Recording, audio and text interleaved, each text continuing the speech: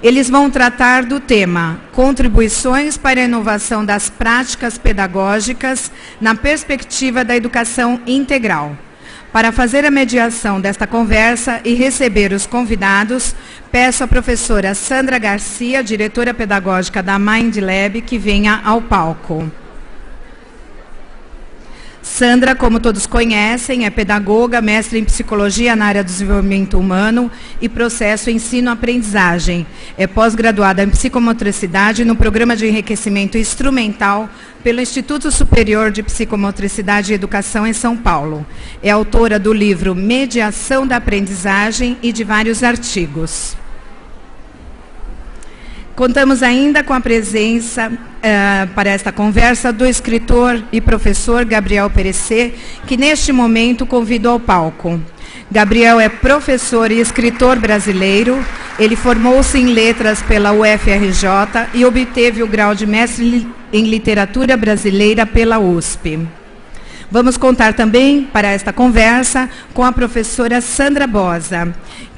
Sandra é graduada em Letras Português pela Pontífica Universidade Católica do Paraná e especialista em Ciências Sociais de Educação. Atualmente é professora do ensino fundamental da Secretaria Municipal de Educação de Curitiba.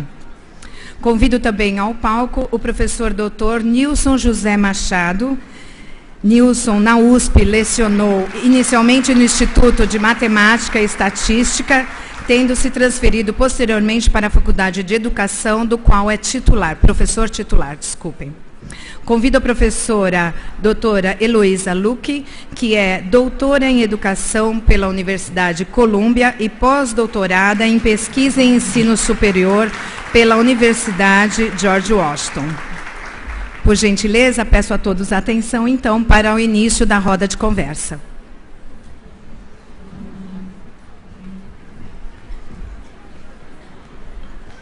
Bom, alô? Alô? Como é muito comum, eu quebro protocolos. E eu não podia deixar de participar dessa roda de conversa, embora a gente não tenha muito tempo para falar. O meu grande amigo e o meu grande parceiro na escrita desse livro, Marcos Meyer. Por favor, venha cá comigo.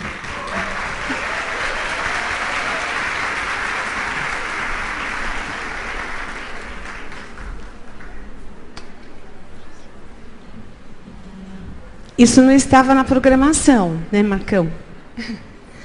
Bom, o que nós planejamos para esse momento, que uma roda de conversa, que é uma roda um tanto quanto horizontal, mas que a gente vai tentar fazer circular nossas ideias. A gente tem um tempo até às 12h30, né, que é o nosso horário de almoço. Então, previmos para que cada uma dessas pessoas tivesse 15 minutos para colocar esse tema que nos convida a continuarmos refletindo sobre tudo que a gente ouviu até agora, que quais seriam as contribuições para a inovação das práticas pedagógicas na perspectiva da educação integral. Então, eu começo com Gabriel, e cada um deles, quando a gente imaginou uma conversa sobre esse tema, falar a partir de uma perspectiva da prática deles. Então, Gabriel, ele vai falar um pouco sobre essa perspectiva, indo para uma questão profissional e pessoal. Na sequência, a Sandra vai falar um pouco dessa perspectiva, indo para a prática da sala de aula. Nilson, ele continua a reflexão e vai contribuir com a gente como isso acontece no meio acadêmico, indo para o caminho das universidades. E Heloísa Luque, ela vai contribuir com a gente, falando isso numa perspectiva de gestão. Depois desses 15 minutos iniciais, a gente volta um pouquinho e faz uma conclusão a partir do que a gente ouviu, e aí nessa conclusão, acho que o Marcos pode dar um recadinho para a gente. Tá bom? Vamos lá? Você, Gabriel. Muito obrigado.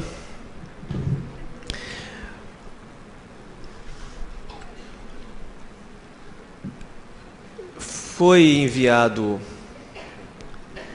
enviada por e-mail para mim uma pergunta que seria a provocação para a minha fala, perguntando sobre o que eu avaliaria como importante nas práticas pedagógicas inovadoras na construção dos projetos pessoais e profissionais dos meus alunos, e também como na minha vida eu poderia identificar práticas pedagógicas que influenciaram as minhas escolhas. E eu agradeço a pergunta porque tem várias palavras aqui que me são muito caras. A palavra pessoa, a palavra escolha, a palavra projeto. Isso é um lugar comum, nós não podemos falar sobre educação sem ter uma visão antropológica, sem ter uma ideia do ser humano que nós projetamos. Julián Marías, um pensador espanhol, dizia que todo ser humano é projetivo. Ele está sempre pensando no futuro, ele está sempre se lançando ao futuro. Educação é sempre uma aposta num projeto para o futuro. Que futuro nós queremos para os nossos alunos? E também sempre pensamos no futuro que nós construímos para nós próprios. Que práticas nos ajudam a transformar esses projetos em algo não apenas novo, mas novo e valioso? O grande risco que nós corremos, o grande perigo, a grande armadilha é, na busca de coisas diferentes e mais eficazes, irmos de novidade em novidade e cair do repetitório, como dizia Drummond de Andrade, Carlos Drummond de Andrade. Não basta que algo seja novo. Para que seja realmente novo, tem que ser novo e valioso, pensando na escolha dos nossos alunos. Martin Heidegger dizia: ensinar é deixar aprender. Me parece que essa frase tão simples está carregada de uma mensagem desafiadora. Porque se eu ensinar deixando o outro aprender, eu estou realmente deixando o outro escolher. Eu estou realmente deixando o outro optar.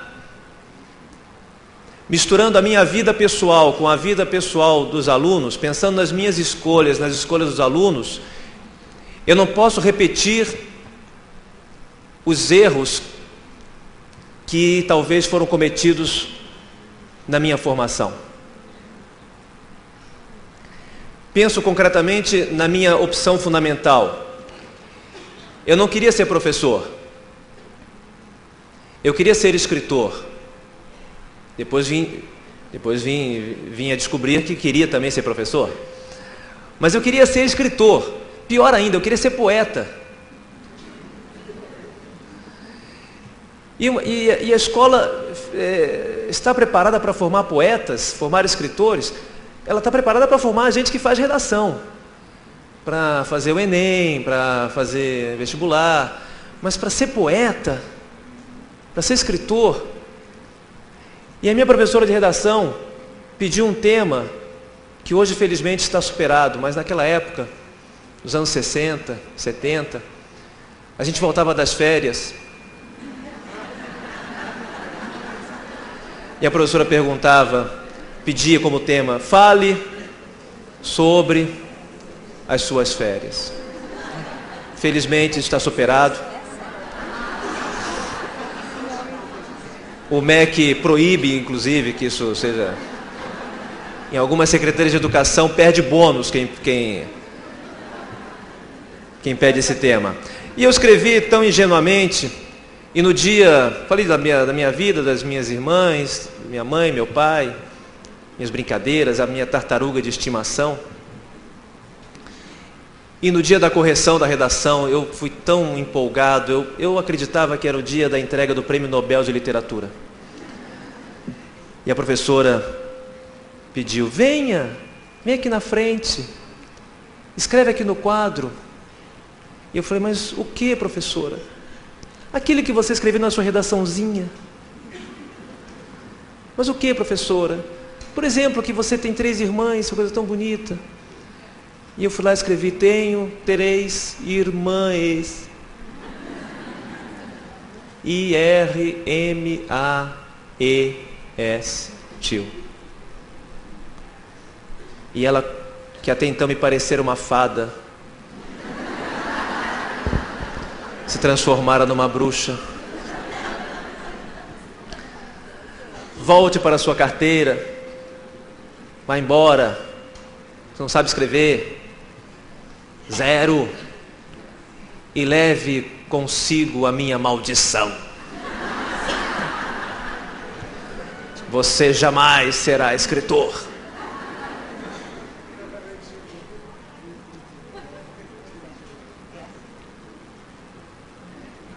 E então eu comecei a fazer terapia, tomar alguns remédios, Anafranil, Imovane, Lexotan, Prozac, Cardenal, Ritalina. Vocês conhecem? Estão tomando? Receitando? Bom, o fato é que apareceu na minha vida mais tarde, quando eu era um jovem, 17 anos, eu era um jovem nem isso nem aquilo.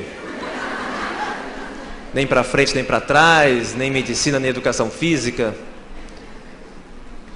E aí apareceu um professor, que nem era de língua portuguesa, nem de redação, nem de nada, é de geografia. Mas ele lia os mapas, ele lia os rostos. A palavra inteligência tem a ver com leitura, intus legere. A inteligência é a inteligência do leitor. Legere, intus, ler por dentro. Essa é uma atividade arcaica que tem que ser renovada e recuperada. E ele disse, Gabriel, você está muito debussolé. Falei, que é isso? Você está desbussolado. Você não sabe do que é o norte, está desnorteado. Você não sabe do que é o oriente, está desorientado. Enfim, ele me ajudou e me receitou biblioterapia. Falei, mas o que é isso? Ler a Bíblia? Ele, não. É você ler um livro que você não entenda. Falei, isso é fácil. Eu não entendo nada mesmo. Ele me pediu para ler Grande Sertão Veredas. Quem já começou sabe.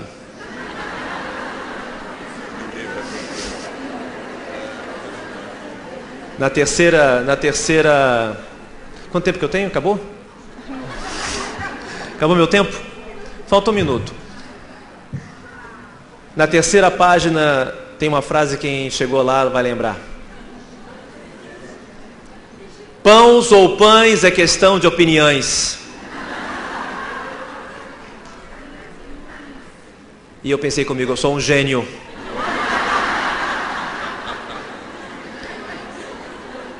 Desde então comecei a ouvir vozes. Eu procuro ser com os meus alunos aquele professor respeitando as opções poéticas ou não dos meus alunos. Muito obrigado.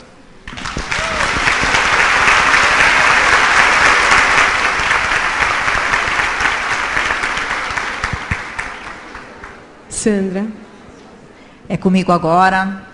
Um prazer imenso, imenso, falar para uma plateia seleta, e quando eu falo seleta, é no termo que a seleção diz, seleta. É um prazer imenso, além de contribuir, né, modestamente, com o que vou falar aqui em 12 minutos, eu achei fantástico, pela primeira vez na vida, meus olhos que andam de cidade em cidade, secretaria em secretaria, há 22 anos com formação continuada de professores, ter assim, primeiro congresso internacional. Inteligência se aprende, o fulcro de toda a minha vida de estudiosa e professora. Acreditei eu, intuitivamente, antes de ler e de estudar. O Nilson, que eu pedi licença para chamar de Nilson, mas jamais falo Nilson na intimidade, porque é meu mestre, meu doutor. A Heloísa, que curitibana, como Nilson colocou-me nos trilhos do saber pensar. E agora, quando o Gabriel fala que inteligência e leitura não se separam, nós podemos realmente fazer um link com o que eu preparei para vocês. Vocês não imaginam como foram selecionadas cada palavra para colocar nesses slides. E se os outros não disserem nada para vocês, esse tem que ser o que os fará, de fato, pensar enquanto estiverem na direção de uma escola, conversando com uma criança, educando meninos e meninas do ensino médio, mas principalmente, enquanto vivermos educadores, pensar que a gestação cultural desses seres da outra geração cabe a nós.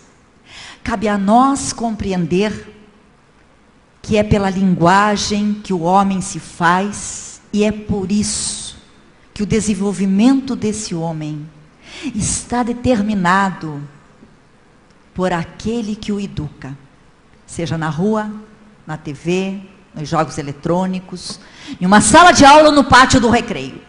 O recreio é um lugar onde nós podemos ver como se dão as relações dentro de uma escola. É no lazer da família que nós podemos fazer um raio-x do que aquela família entende como educação. E eu trago rapidamente a questão de se é a família e a escola que precisam educar, é a escola que precisa de fato garantir que essa criança aprenda, seja de que forma for. E aí, quando me dão, Sandra, a possibilidade de colocar a palavra inovação e a questão da inteligência se aprende, eu fico extremamente à vontade para falar, porque acredito nisso, e estudo, e trabalho para que outras pessoas possam compreender. Vocês não imaginam, meus queridos e minhas queridas, quanto é difícil para mim estar rolando esses slides nesta mesa. Porque eu acho que é tanta responsabilidade pegar no microfone e dizer o que se acredita, o que se concebe na vida. Mesmo assim, se não polinizarmos com o que colhemos nos nossos voos, não será diferente. A função da escola, meus amores, na sociedade humana, é ensinar a pensar, e me parece que essa empresa zela por essa questão, mas ela não só fala que é preciso ensinar a pensar, ela mostra como, e ela fala de fazer um ser autônomo, e fazer um ser autônomo, formar seres autônomos, é afastar a geração mais nova, a cada ensinamento, da sua condição animal. Ou seja, o ser humano começa a ser humano quando ele é aparado por uma mão no momento do parto. Aquele gesto humano é um gesto educativo. Quando a mãe passa a mão nas suas bochechas enquanto o amamenta, no seio ou na mamadeira, e ela começa a conversar com esse bebê. E quando nós começamos a cantar e a contar histórias, nós estamos desenvolvendo a inteligência desse ser candidato ao humano. Desse ser que, quanto mais exigirmos dele, na relação, na interação, nas estratégias utilizadas, melhor ele ficará, porque as capacidades superiores do cérebro que estão aí listadas, elas se desenvolvem à medida que exigimos deles. Elas se desenvolvem à medida que planejamos e percebemos que colocar o nosso aluno e o nosso filho em situação de pensar, de decidir, de escolher. Uma peça de um jogo, uma casa de um jogo, é fazê-lo, de fato, ampliar sua inteligência. O homem se constitui via linguagem, porque é pela linguagem que o pensamento se estrutura, e é um processo que não passa por outro canal, a não ser pelo social. É interessante que quando eu comecei a estudar e a falar sobre isso é 88, 89, 90, 94, 98. As pessoas dizem assim, Sandra, venha falar sobre interacionismo. E eu tinha assim aquela coisa, não é qualquer interacionismo, não é? Afinal de contas, muitos autores são interacionismo, não é qualquer dialética, não é qualquer marxismo. E hoje, quando eu escuto nas escolas por onde passei e onde continuo passando, nas secretarias de educação, as pessoas dizerem, Sandra, foi um fato fantástico nós compreendermos que o desenvolvimento é um processo sócio-histórico. Gente, eu só posso ser feliz. Só posso ser feliz de estar sentado aqui, eu só posso ser feliz de dizer, nós professores da educação infantil, dos 0 aos 5 anos, nós desenvolvemos a inteligência e temos o poder de formar seres inteligentes, consequentemente, mais humanos. Nós, professores do ensino fundamental, da educação média, para o resto da nossa escolaridade, até o pós-doc, nós continuamos ensinando a ler e a escrever, nós continuamos a ensinar a depreender sentido do que vem escondido nos discursos. E essas capacidades que são desenvolvidas a partir da leitura, elas são transportadas, elas são utilizadas para outras áreas do conhecimento. Vejam, meus amores, vocês estão olhando ali para uma grande, mas uma grande diferença entre a inteligência dos animais e a inteligência humana. Todos nós nascemos com uma inteligência sensível, como a dos animais, dizem até que os chimpanzés, até os 2 anos, não, o contrário. Eles conseguem um desenvolvimento que os bebês até 2 anos fazem, eles conseguem fazer ações inteligentes. Para nós, educadores, pais e professores, nós precisamos utilizar a inteligência sensível, desenvolver essa inteligência sensível, porque logo, logo tem alguém me cercando ali, falando assim, Sandra, então não é para a gente ensinar a inteligência sensível? A inteligência sensível nós temos que trabalhar com ela como canal para o desenvolvimento das outras competências superiores, capacidades superiores do cérebro. Vejam, nós temos o dever de compreender que trabalhar com jogo, trabalhar com com questões inovadoras e mentes abertas, implica colocar a criança em situação simples, de pensar sobre por que aquele picolé e aquele chocolate derrete na boca. Olha lá, ó, entrando de um por um. Cada vez que precisamos parar com uma criança de 3 anos e colocar um gelo na mão, um chocolate na boca, a manteiga ou a margarina na palma de cada aluno, nós vamos lá perceber que a nossa voz e a voz do aluno tem que ser oportunidades de fala para que possamos mediar adequadamente o nosso saber e o conhecimento que perpassa a nossa relação. Este não seria o último slide, mas eu vou respeitar, Mércia, esse tempo para podermos aproveitar o discurso dos nossos mestres aqui. E é interessante que isso aqui é um trabalho do SESI, eu estou falando do SESI abertamente, porque tem vários representantes de unidades aqui, e foi desenvolvido, gente, há exatos 20 anos.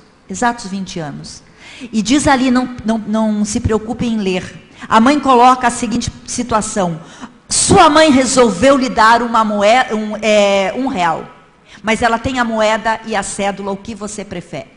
E o menino faz a sua escolha, desenha a sua escolha, e diz assim, eu prefiro, não, a moeda, porque tanto faz, elas têm o mesmo valor.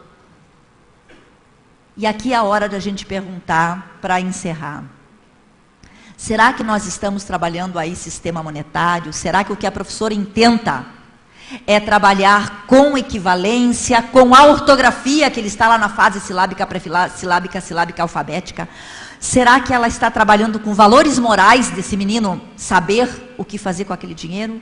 Ou será que aquela professora que concebeu essa atividade e desenvolveu na sala já tem, há mais de 20 anos, a clareza do que é ensinar a pensar? Muito obrigada, Sandra.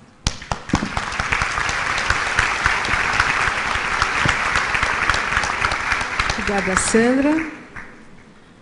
Professor, doutor Nilson. Quando a Sandra fala que nesse espaço e nesse lugar a gente pede licença para tirar os títulos, eu fiz isso desde o início e eu queria dizer, só reforçando uma coisa que foi dita aqui por você, Gabriel.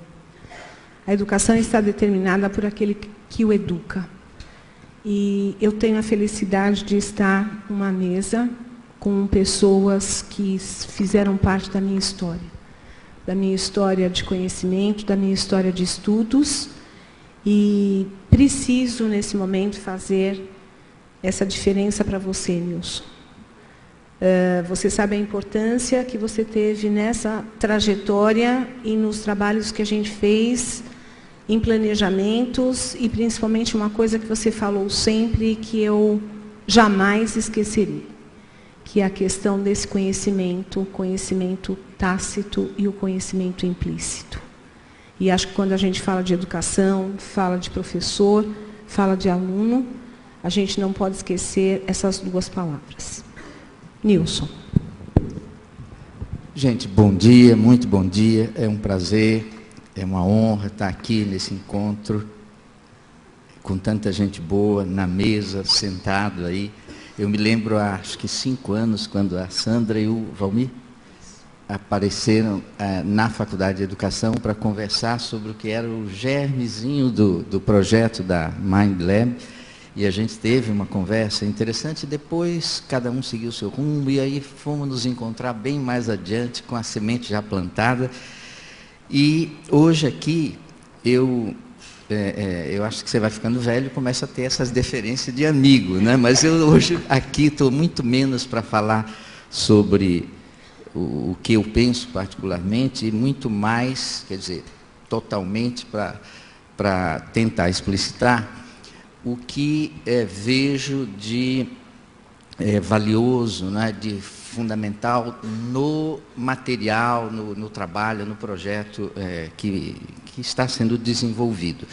Assistimos a uma bela conferência do Perrenu de manhã, e ele falou genericamente sobre muitas coisas muito interessantes e que estão aqui, estão na lista. Eu li o livro da Sandra, li o material que nos foi enviado e destaquei, pus assim, destaque 5 pontos assim absolutamente valiosos, coisas que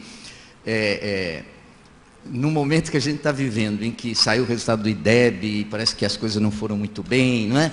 E aí se começa a anunciar providências, e a providência mais candente aí nos jornais é mudar o currículo. Mudar o currículo, tem matéria demais, é verdade, tem matéria demais, né?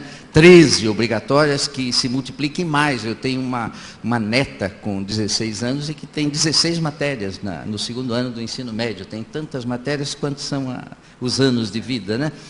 E tem muita matéria, mas não adianta muito reduzir de 16, 13 para 4, para 6, não adianta, vai continuar a haver o mesmo tipo de problema com o número de matérias que for, porque a dificuldade não está aí. Então, não é, onde está a dificuldade? Está no modo de trabalhar na sala de aula. Não é que eu acho que o currículo não precisa mudar, não, mas eu acho que o currículo atual, o passado, o anterior, não me atrapalha, não me impede de ir para a sala de aula e trabalhar bem com meus alunos. Não é um currículo, se ele impede que a gente trabalhe bem, ele não é um bom currículo, porque um currículo interessante é um currículo que dá abertura, que tem espaço para a gente criar localmente, porque o Perrenu falou de manhã da diversidade, não é? Da diversidade que a gente como professor tem que enfrentar na escola.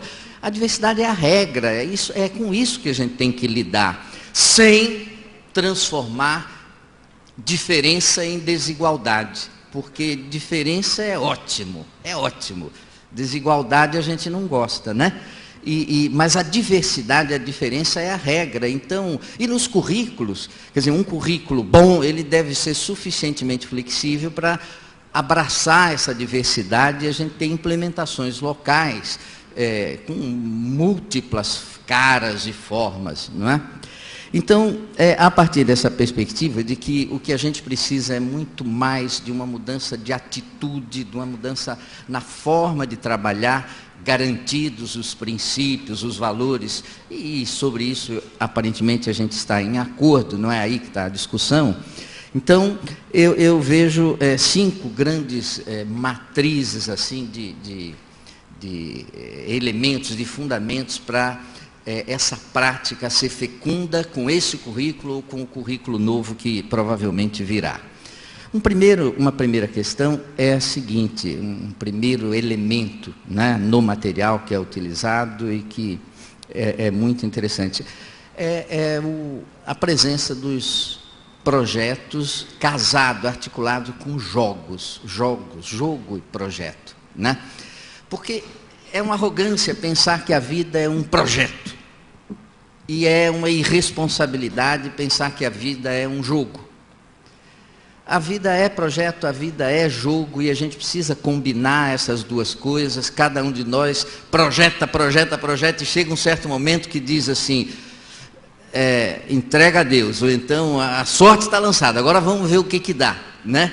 Porque o risco é a abertura, é o espaço para cada um fazer do seu jeito. Esse espaço para inovar não existe sem risco.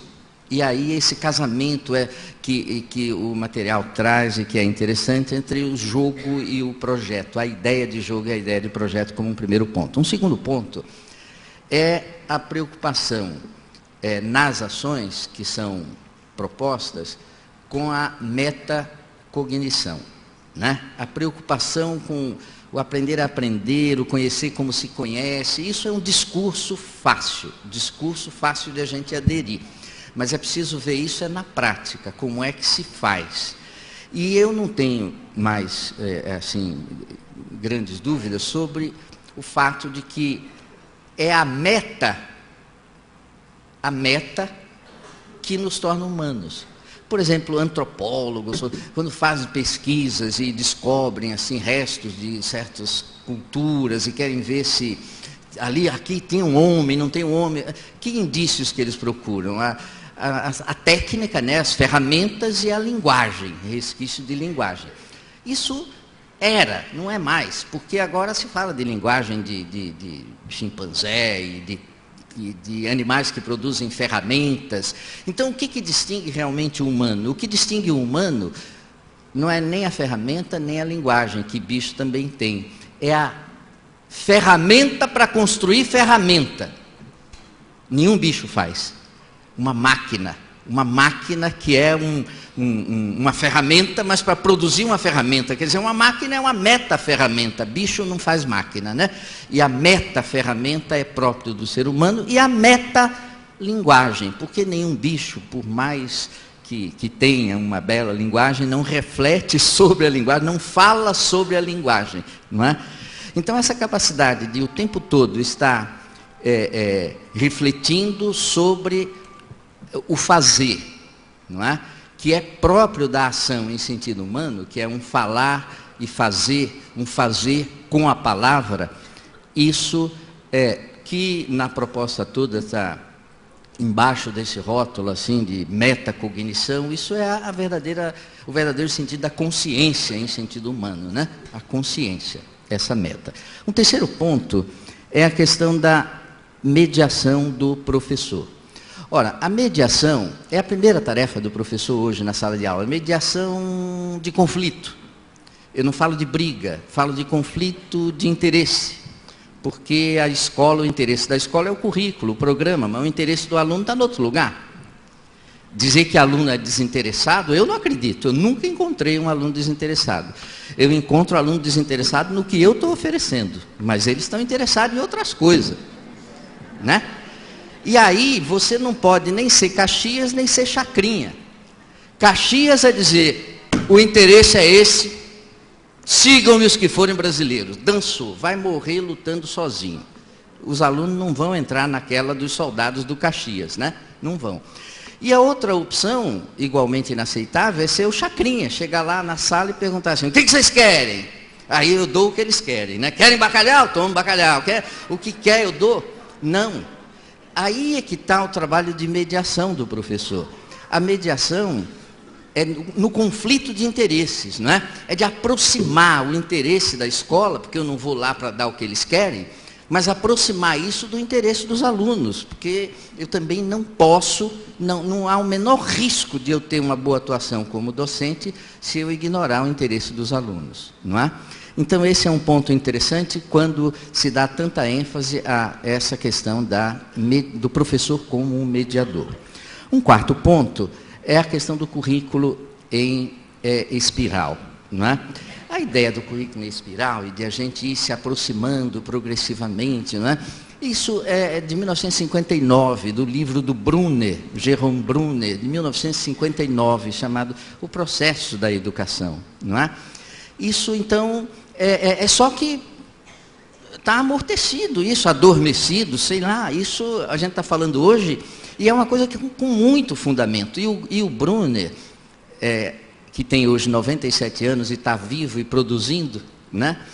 Ele nos chamava a atenção sobre essa possibilidade de ensinar qualquer coisa a qualquer criança, em qualquer idade, desde que a gente pense no fundamento, nas ideias fundamentais, parta do que é fundamental, porque o fundamental, justamente por ser fundamento, por ser base, não é? A gente se irradia por tudo. Então, o modo de fazer isso é que ele propõe com aquela... Ele era um visionário em 59, não tinha computador ainda na sala de aula, e ele já falava que na escola era preciso a gente ter DEVs, D-E-V, DEVs. Os DEVs do Brunner, de 59, eram dispositivos de experiência vicária.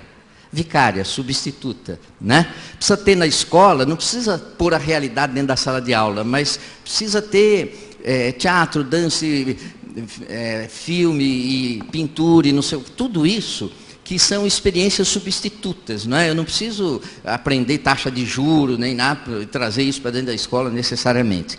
Então, recuperar essa ideia do Brunner, que é anterior à disseminação do pensamento piagetiano, anterior, mas sobreviveu inteiramente, está aí vivo, forte, não é?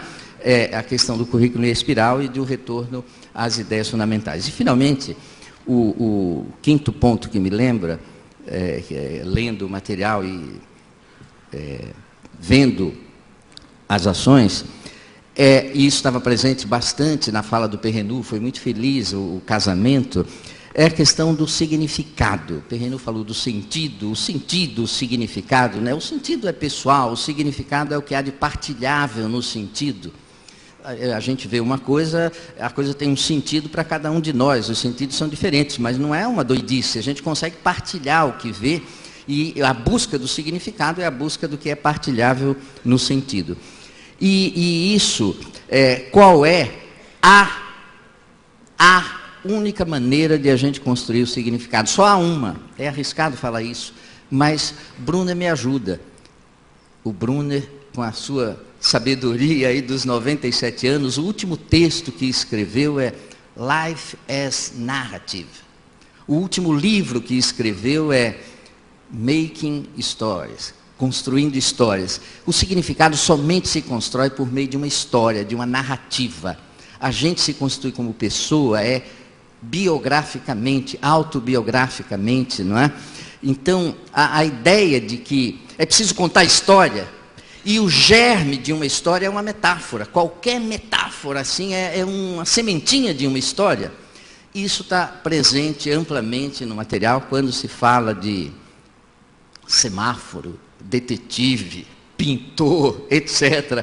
Cada metáfora dessa, não é? Cada imagem dessa daí, dá margem assim, a gente viajar narrando, não é? E a narrativa é a forma de construir o significado. Não há duas formas de conhecer. Conhecer é narrar. Eu paro por aqui, mas no final a gente retoma essa ideia. Obrigado. Obrigada, Nilson. Só fazendo uma pequena consideração nisso que você coloca, né? A gente escutou ontem a manhã inteira, na reunião de muitas autoridades reunidas, as questões dos índices, as novas iniciativas e as novas preocupações. Acho que o nosso papel fundamental, Nilson, é trazer evidências, levantar hipóteses e trazer em que mais a gente pode contribuir. Quando eu escuto a Sandra falando dessa preocupação, dessa formação, quando eu ouço o Gabriel e você, Nilson, a gente vem num caminho de, há 6 anos aqui no Brasil, 7 anos, tentando fazer essa conexão, esse entrelaçamento daquilo que é fundamento teórico, daquilo que é possível inserir na escola. E a gente lida ainda com uma variável bastante grande, que isso foi falado muito aqui. A impossibilidade de você abrir espaço no seu currículo, porque as coisas são tão hermeticamente fechadas, e a grande dificuldade é como eu abro espaço para inserir isso no currículo. E, nesse sentido, a gente vem no movimento de valorização desse trabalho do professor, e, para isso, o nosso livro, Marcão, ele tem contribuído muito. Porque, assim como o Feuerstein escreve na capa que ele nos apresenta para o mundo da educação, e a gente sofreu muito isso, nós trabalhamos juntos e vimos, na instituição a qual pertencemos juntos, como é complexo a gente poder fazer mudanças na prática do professor. E quando, ousadamente, a gente cria, numa teoria já existente, um 13º critério, que é a construção do vínculo esse professor-aluno, que sem isso as outras coisas todas não aconteceriam. A gente, no nosso modo de ver, Nilson, a gente está trabalhando com a história e com o significado. Heloísa.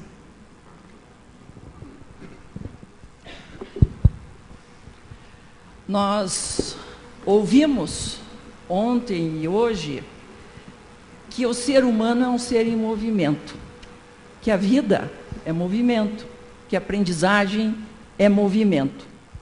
E quando esse movimento é grande, ele chega à agitação. E é esse o estado que eu estou vivendo nesse momento. Uma grande agitação, um movimento intenso, que retrata exatamente o que nós estamos vivendo aqui. Intensa emoção, que foi iniciada ontem à noite com a apresentação do teatro, e intensa atividade cognitiva com o elevado nível das apresentações, das palestras que nós tivemos. Então, uma grande ebulição, emoção e razão. Assim eu me encontro nesse momento. E, portanto, assim eu me encontro nesse momento num exercício extenso de gestão. Porque gestão é isso, é a articulação de diferenças, de coisas contrárias. É assim que nós fazemos gestão.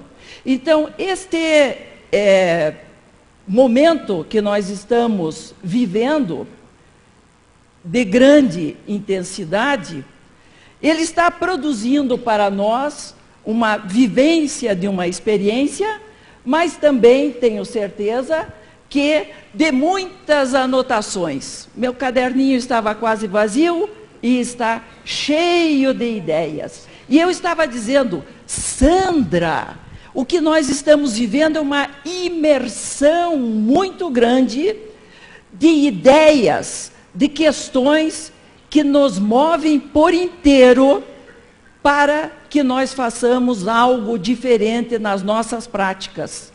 E isso não deve terminar aqui, nós devemos ir para os nossos locais de trabalho e continuar esta reflexão, este jogo de conceitos para verificar como eles estão presentes em nossa vida e como eles podem estar mais presentes em nossa vida. Nestes momentos que nós estamos juntos, eu estive repensando o conceito de gestão. E que muitas vezes nós falamos na gestão como se fosse gestão para. E gestão é gestão com, gestão em. A gestão diz respeito ao cotidiano que foi falado ontem. Por isso tem que ser em e com. Eu perguntaria aqui, nesta sala, que levante o braço quem ocupa um cargo de gestão. A grande maioria, não é? Muitos dos senhores que aqui estão, caros amigos e colegas, poderão pensar assim, puxa, eu queria tanto que meu professor assistisse essa palestra. Porque parece que isso diz mais respeito a eles do que a mim. É ou não é? Pessoal, nós vemos que Perrenot apresentou, por exemplo, os 10 ladrões do sentido do processo pedagógico, e aqueles ladrões dizem respeito à falta de gestão. E aqueles problemas que foram lá apresentados, eu tomei nota de todos, embora não muito adequadamente, insegurança, medo, estresse, atitude distante, falta de adequação das tarefas, pedagogia pouco ativa, etc. e tal, tudo isso é defeito da gestão. Pessoal, nós temos a tendência de querer que o professor mude sem mudarmos a nossa gestão.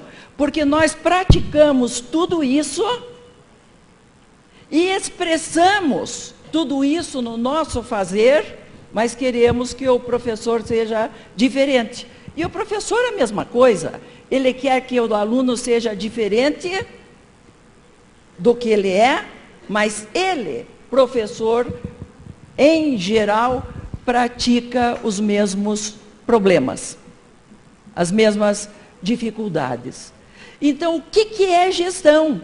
É um trabalho de construção, de articulação, aproveitando o movimento que existe, nós somos seres de movimento, mas lembrando que movimento sem organização e sem método é mera agitação. Eu estou agora um pouquinho menos agitada do que estava quando comecei, porque comecei a me canalizar a minha energia para o que era adequado. Os primeiros 5 minutos são iguais àquele exame de urina, descarte o começo. Então, pessoal, aí isso me fez lembrar agora o seguinte, que estar com vocês é uma alegria. E eu me lembrei, nesse momento, as sinapses da gente são fantásticas, não é? De uma amiga minha que faleceu ano passado, ela, quando me via muito séria, ela dizia, Heloísa, sorria mais, olha o seu código de barras.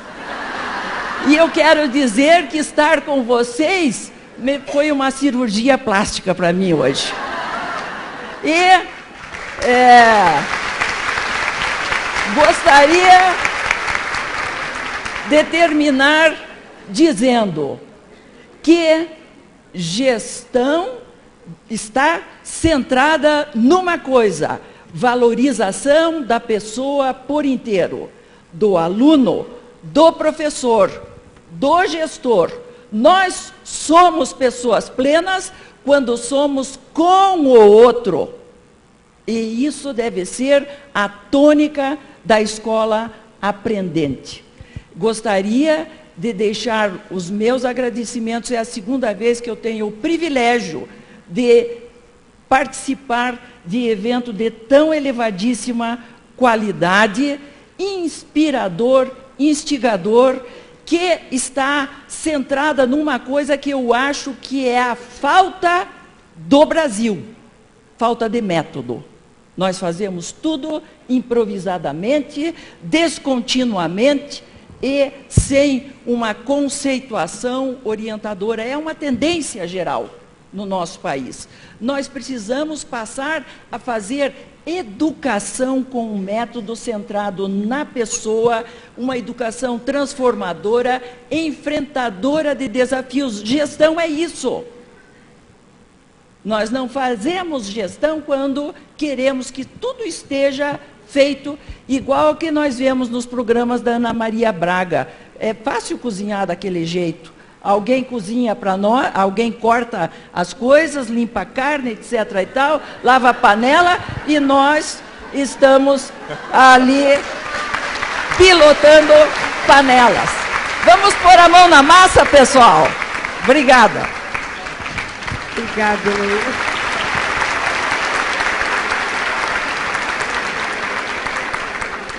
Obrigada, Heloísa. Para nós, é sempre um prazer enorme tê-la conosco. A sua sabedoria e a sua experiência seguramente contribui muito e tem contribuído com a nossa trajetória. Acho que um dos desafios que a MindLab enfrentou por um pequeno período foi a gente fazer com que as equipes gestoras entendessem a importância da participação deles nos momentos que nós fazíamos os encontros de formação continuada. E um dia que eu falei para eles, gente, vocês não acreditam que a gente vai ficar mais inteligente usando essa metodologia? Nós vamos ficar mais inteligentes. E aí, assim, os professores vão ficar mais inteligentes e os gestores vão correr atrás. E aí a gente consegue, porque tem toda uma fundamentação teórica da neurociência, né, Marcão? Que a gente sabe que quando a gente estimula adequadamente funções cognitivas, a gente seguramente fica mais inteligente.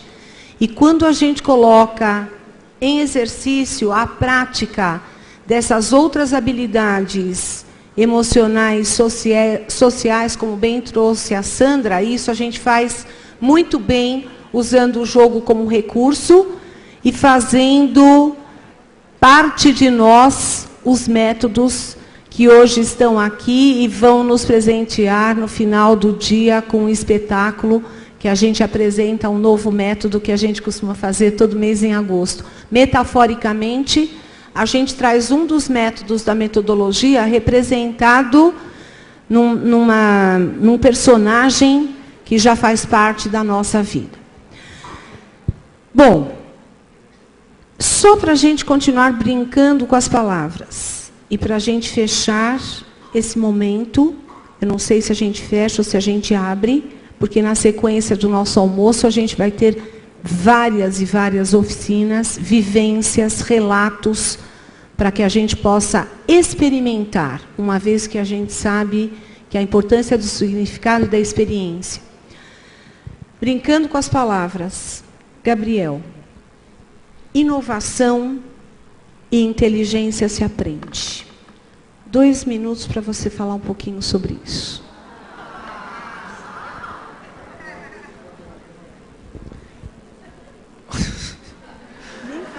Pronto, Gabriel, seu suspiro já ocupou. Só suspirei.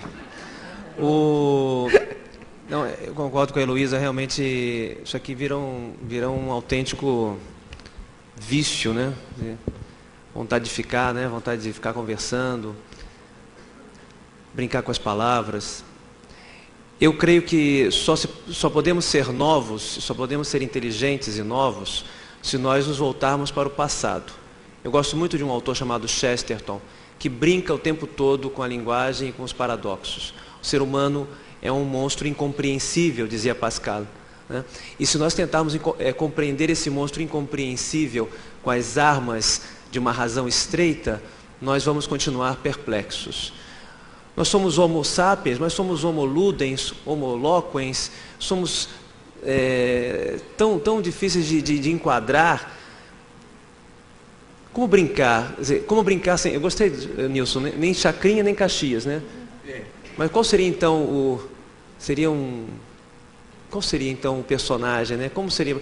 Então eu penso que nós temos que nos voltar para o passado para entender o presente e o futuro. Ser arcaico não é ser antigo, ser arcaico é ir para o começo. E a etimologia tem me ajudado muito a pensar. E pode ajudar também a que nós recuperemos coisas que não deveríamos perder para continuar avançando. Chesterton dizia: eu leio os livros antigos para descobrir as novidades. A Heloísa fala aqui sobre a gestão com. E eu pensando no almoço que vocês em breve terão a alegria de degustar,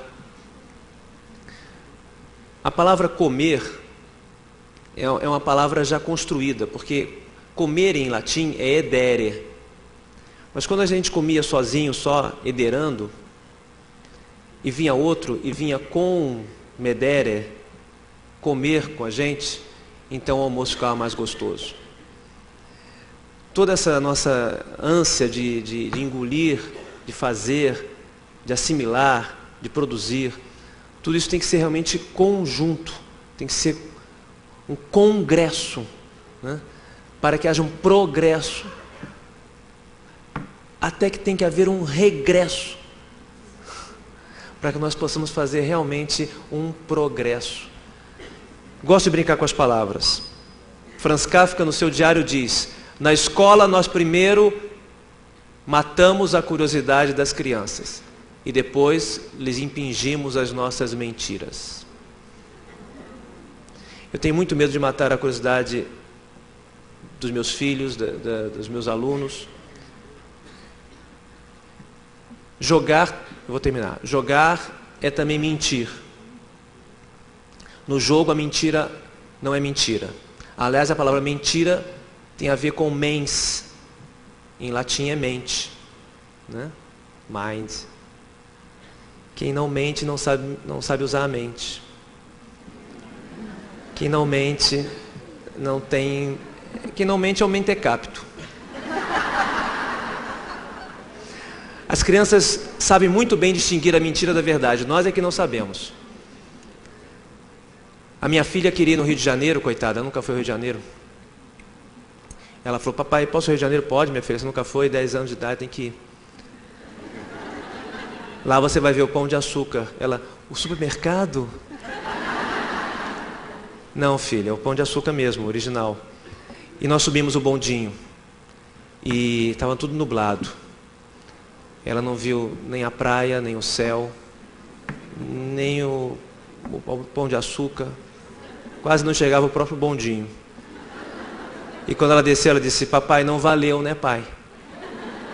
Estava eu, minha mãe de 84 anos e a Júlia com 10. Eu falei: minha filha, quando você voltar para São Paulo e os seus colegas perguntarem como é que foi o seu passeio lá no Rio de Janeiro e como é que foi a visita ao Pão de Açúcar, minta.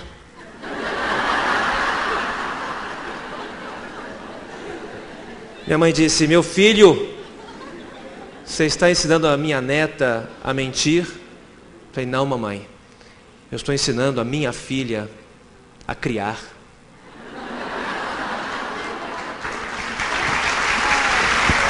Muito obrigado.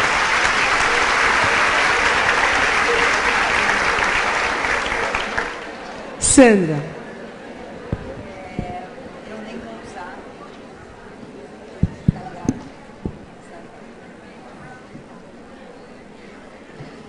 Eu nem vou usar o tempo que eu preciso, porque eu não poderia sair deste ambiente sem evocar o que aconteceu ontem aqui. Há muito tempo nós temos escutado a respeito do jogo e da situação problema para ensinar. Hoje nós temos isso concretizado e possibilitado através desta metodologia. Mas o que aconteceu ontem aqui é esclarecedor para nós pensarmos no encaminhamento metodológico, em nossas escolas. Meninos e meninas que me escutam. Sem palavras, sem o verbo, com o corpo e com um arcabouço cultural de músicas, 1964 fez a síntese do que é educar e do que é ensinar. Eu não me canso de comentar o quanto foi impactante para os da minha geração, e eu vou fazer quase 60 anos, e para esses meninos e meninas que estão com 25 e que assistiram ao espetáculo ontem. É impossível falar em aprendizagem, em faz de conta, em criação, que o Perici acabou de falar, em representação, em atribuição de significado, se não colocarmos os aprendentes em situação problema.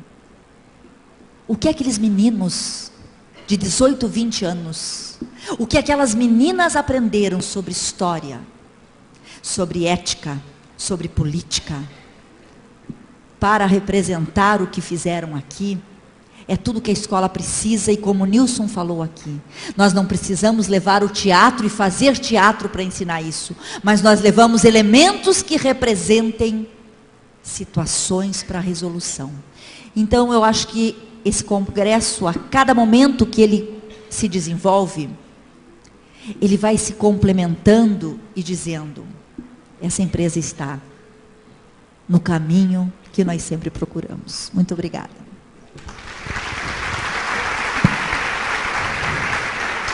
Nilson. Olha, inovação, Sandra, inovação, né? No centro das atenções, acho que tem que ficar a ideia mesmo de criação. Entendo a referência à mentira na brincadeira do Gabriel, justamente nesse sentido da criação. Também a realidade a gente cria, inventa a realidade. Há formas de criar a realidade. Então, eu acho que há um elogio exagerado, descompensado, da contextualização, da concretização, da realidade imediata. Então, eu ensino matemática na escola, eu tenho que ensinar a calcular juro, essas coisas assim. E isso faz parte, é uma parte. A outra parte é a ficção. A gente precisa tanto do facto, que é o que já está feito, quanto do ficto. Ficto, ficção, o imaginado, o idealizado. A gente não vem para a escola simplesmente para reproduzir o que já existe. Isso é fatalismo, reproduzir o fato, não é? A gente vem olhando para o fato e doidinho para ser capaz de imaginar um ficto, né? Imaginar uma coisa que ainda não existe, não é? E é claro que o ficto envolve valor.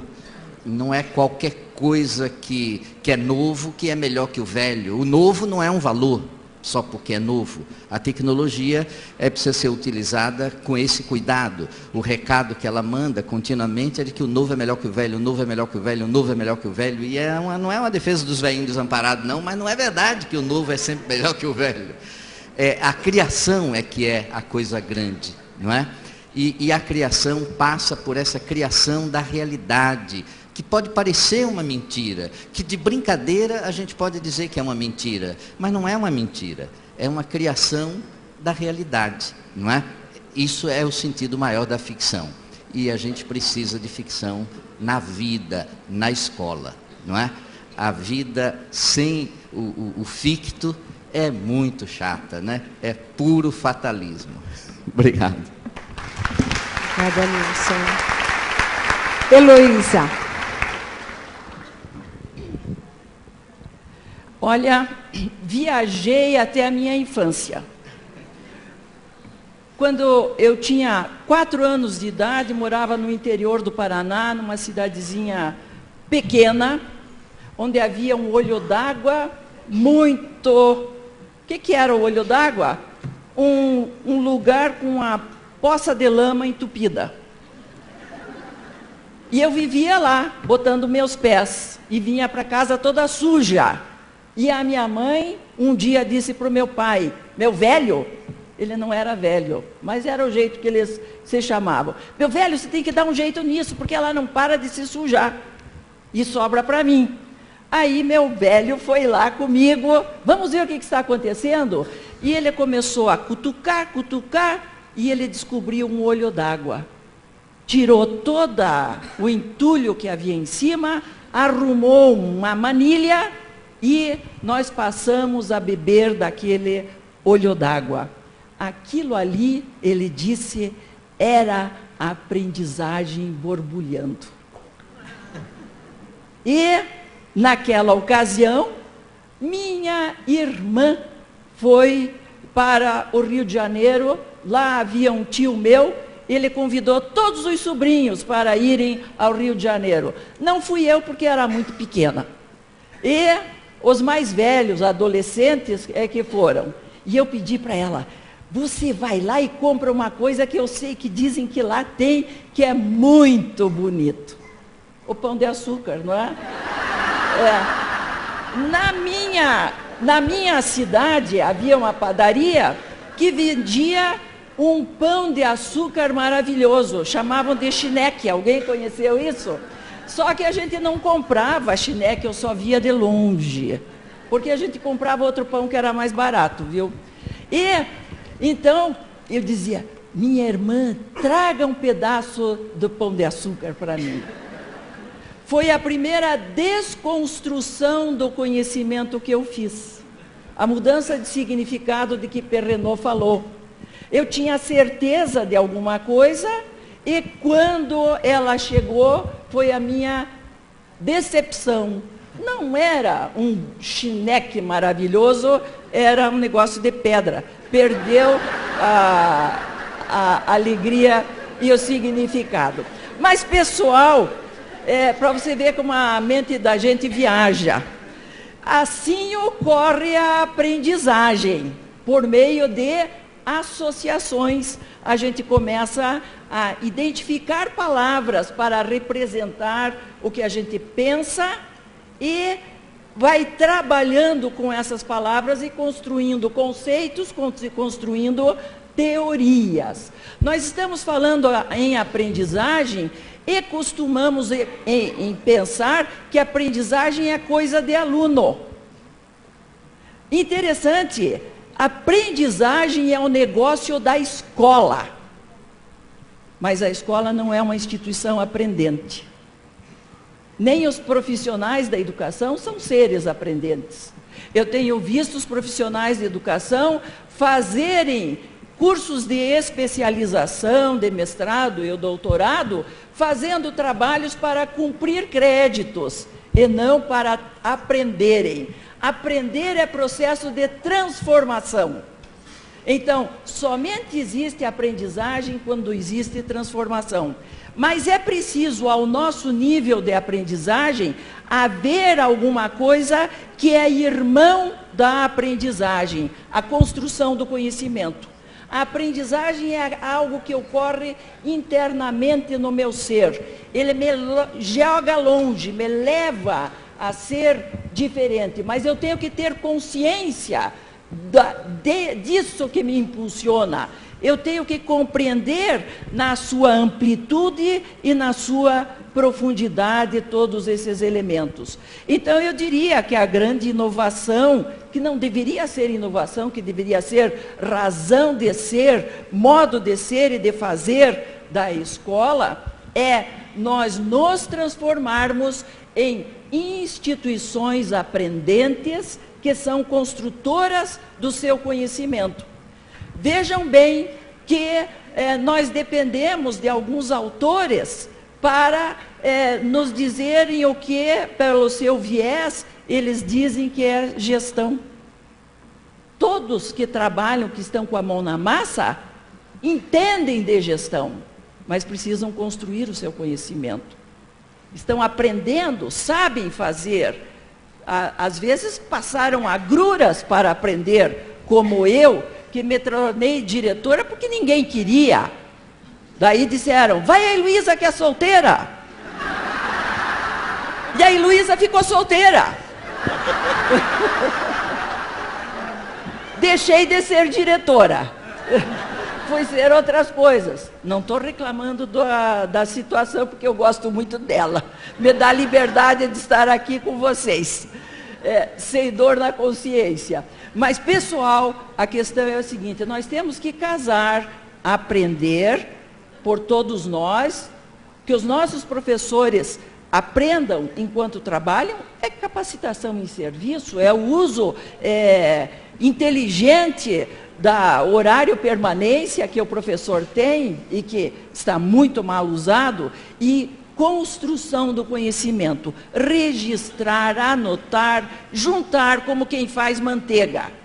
Bate, bate, bate, junta a ideia de um com a ideia do outro, com a ideia do outro, de repente os gestores, quem são? São pessoas articuladoras, mobilizadoras. Coloca tudo isso junto e nós vamos fazer da educação brasileira um novo episódio.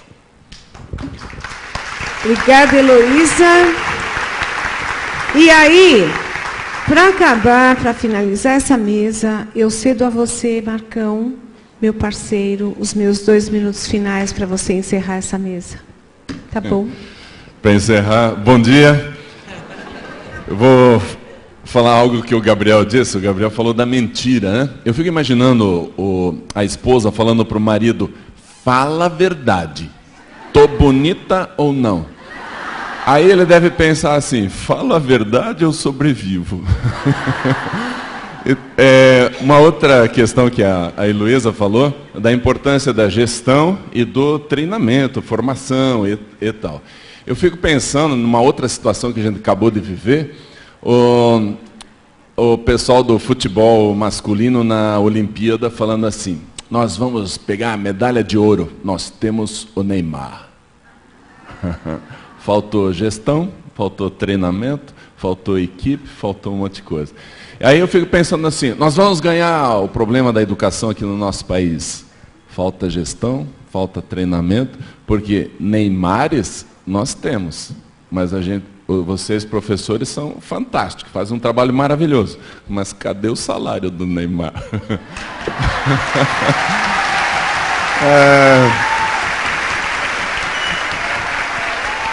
E falando de mediação, eu nunca consigo ficar sem falar de mediação. Eu fui tirar xerox de um documento no escritório de um amigo meu, ele falou assim: Marcão, vem cá. Eu fui lá, olhei a máquina, ele mostrou o visor assim, 300 mil cópias. Isso em menos de um ano. Daí eu falei assim: escuta, essa máquina já tirou 300 mil cópias? Ele todo orgulhoso: já tirou 300 mil cópias. Gente, esse livro aqui tem 150 páginas. Se você colocar esse livro um em cima do outro, 1000 livros vão dar 150 mil. 2000 livros vão dar as 300 mil cópias. 2000 livros, 300 mil cópias. É realmente um número impressionante. Aí eu olhei para ele e falei assim: 300 mil cópias e essa máquina continua sendo copiadora. Ela não desenvolveu, ela não passou a ser um computador, um processador, um iPad, iPod, notebook. Ela continua sendo copiadora. Se nós não mudarmos a nossa metodologia em sala de aula, a gente vai continuar tendo alunos copiadores. Não dá, gente. Acabou essa época. E aí a gente pergunta assim: tá, e daí, Marcão, como é que a gente faz? Mediação. A mediação é a solução. E o que é mediação? Claro que isso é uma palestra de 10 horas para a gente explicar o que é mediação. Então eu vou contar uma única cena, daí eu encerro falando sobre mediação. Quando minha filha tinha 6 anos de idade, eu era professor de matemática. E ela falava assim: pai, eu vou ser professora de matemática. Ai, que orgulho. Eu pegava ela no colo: nossa, filha, que legal, ser professor é uma maravilha, ser professor é uma ótima decisão. Claro que nessa idade a gente anima tudo que vier, né? Aí ela pegou na sala de aula uma professora apaixonada por ciências. E a coitada entrou num conflito. Aí um dia eu estava escovando meus dentes no banheiro, ela entrou por trás de mim, ficou atrás de mim e falou assim, com todo constrangimento: pai, é legal ser professora de ciências? Daí eu pensei: coitada dela nesse conflito. Vou ajudá-la, né? Claro que é. Ser professora de ciências é uma maravilha. Dela, pai, você sabe... Aí ela quis ser professora de ciências. Pai, você sabe o que são lençóis freáticos? Olha que confusão. Se eu digo sei, ela perde a oportunidade de me ensinar e de ser professora de ciências. Se eu digo não sei, eu estou mentindo. Mas, já que dá para mentir, né, Gabriel? Aí eu fiquei naquela confusão. Digo, não digo, falo, não falo. Resolvi falar a verdade. Filha, eu sei. Daí ela pôs, dá licença.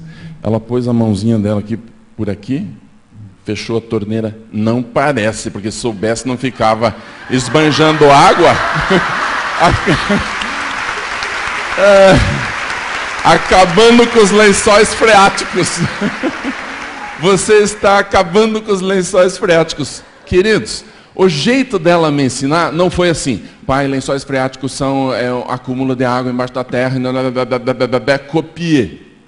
Não, ela fez eu pensar. Ela fez com que eu dissesse o que eu já sei, ou seja, parta daquilo que o aluno já sabe, Paulo Freire, com 6 anos. E vocês acham que eu consigo tomar banho sem ver os lençóis freáticos indo embora? Ou seja, a aprendizagem que ela fez comigo vai durar para sempre. Isso é mediação. Obrigado. Uau! Gente, obrigada a vocês. Continuamos agora à tarde e até o final do dia temos muita coisa ainda para viver. Obrigada, pessoal. Bom almoço para vocês.